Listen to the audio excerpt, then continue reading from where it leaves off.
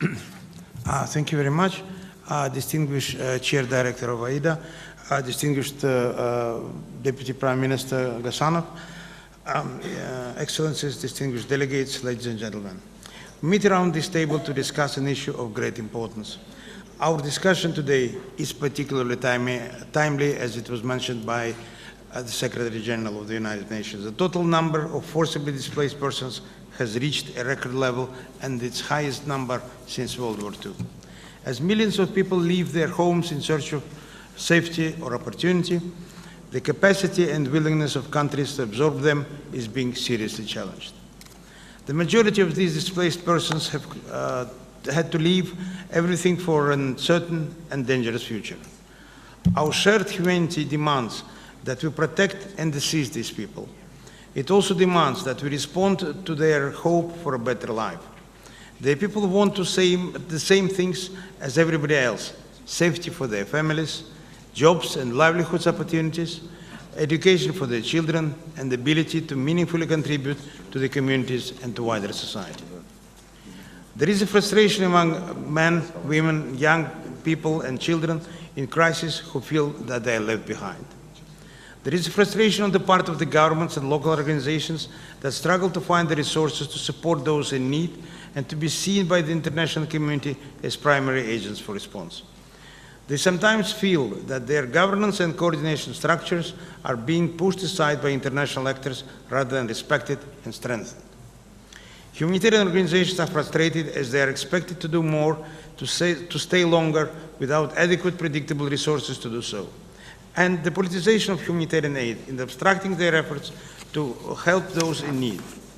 The recent attacks on aid workers are stark reminders of the risk that our brave colleagues are facing.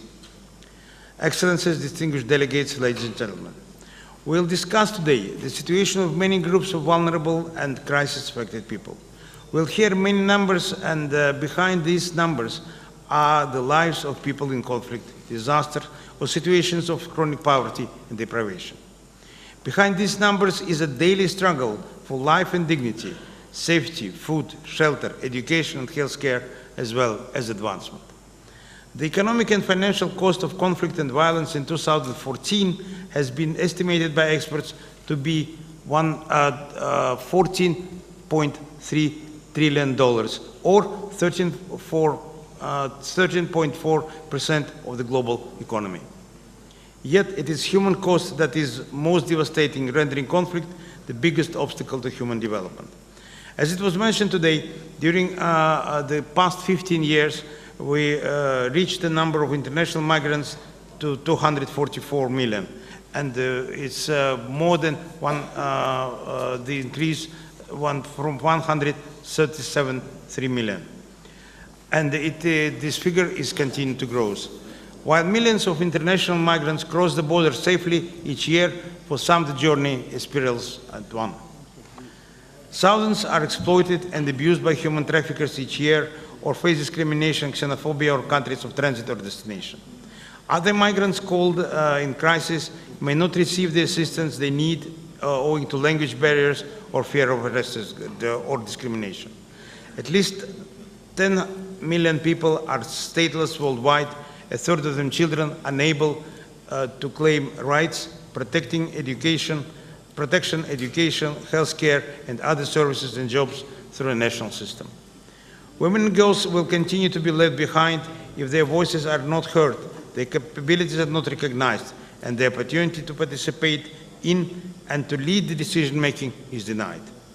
Women and girls may suffer multiple forms of discrimination and crisis if they are displaced, migrants in ethnic minority, single mothers, stateless, or have disabilities. Discrimination also leaves them without access to critical health care, legal and psychological services, and safe and sufficient livelihood opportunities. Excellencies, distinguished delegates, ladies and gentlemen, countries and communities that host displaced persons need much greater support. Countries should review and adapt their national policies, legislation and budgets to provide displaced persons and their host communities with better services and economic opportunities. That must include the support in housing, employment, education, and access to health care, and other vital public services and infrastructure. The international community should also recognize the global public good that host countries of refugees provide by increasing their long-term, predictable, and sustainable financial and political support. Wherever it's possible, international support should be complemented and strengthen existing national and local systems and structures, create jobs and strengthen local markets, including those cash transfers, and provide productive and taxable economic opportunities for displaced persons and host communities. International support should also be part of area-based development interventions. The international community should devise a collective and comprehensive response to displacement, migration, and mobility based on enhanced cooperation among countries of origin, transit, and destination, including migratory routes. We also must ensure that migrants and their specific vulnerabilities are more effectively integrated into humanitarian and response plans. Educational, vocational, and alternative livelihoods opportunities must be accompanied by sustained participation, ownership, and leadership of young people in efforts to resolve conflict and in civic processes at all levels. National, local, and international humanitarian development programs should ensure that adolescents are given opportunities to engage in the recovery of their communities. Countries that host refugees should enable to integration of to be able to integrate the young people, mitigate potential grievances, and provide them opportunities that they have risked their lives to find. Excellencies, distinguished delegates, ladies and gentlemen, displacement is still often considered a purely humanitarian issue.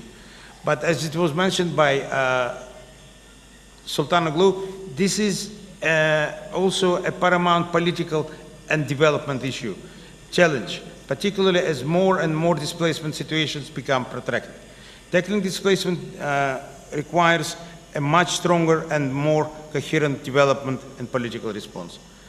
Governments, development and humanitarian partners, public and private sector, international and local organizations need to work together to achieve collective outcome.